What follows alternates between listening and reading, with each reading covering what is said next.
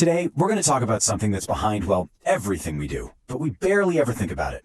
It's this silent force that gives real weight and meaning to all of our actions. We're talking about intention.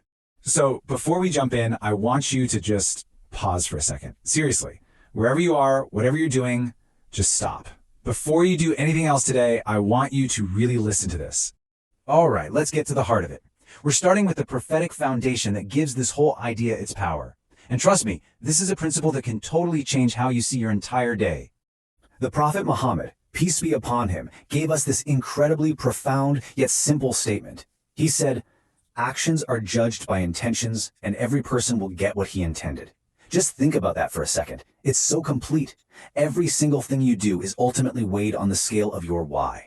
And hey, for those of you who want to know exactly where this wisdom comes from, it's documented in a highly respected and authenticated source, Sahih Muslim, in the Book of Leadership. Now, this whole concept has a name in Arabic, niyya. It's pronounced niyya, and it basically means the intention you hold deep in your heart right before you do something. It's not just some random thought, It's the conscious, deliberate purpose that's driving the action. And here is the absolute game changer. What this really means is that God looks at your heart first. He looks at your inner sincerity before he even looks at the action itself. The motive behind the motion, that's what truly counts.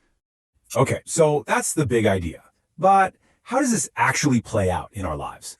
How does it take something totally normal, totally mundane, and turn it into something deeply meaningful? This right here is the perfect example. Just look at the two sides. On the left, you have giving a glass of water. It's a nice thing to do, right? A simple physical act. But now look to the right. When you add niyya, that exact same action becomes quenching thirst for God's sake. See what happened? It's been elevated from just a nice gesture into a conscious act of worship. And this is the incredible part. With a sincere intention, one that's pointed toward a higher purpose, even your tiniest, most routine actions, like doing your job honestly or being kind to your family, they can become these huge, spiritually valuable deeds. So how do we actually do this? It's really simple. Just 3 little steps. First, just pause for a split second before you act. Second, clarify your why. Ask yourself, what's my real reason for doing this? And third, consciously aim that reason toward a higher purpose, like doing it purely for God. Which brings us to our final thought. Let's make this super personal. This is a call to reflection for every single one of us, right here and right now.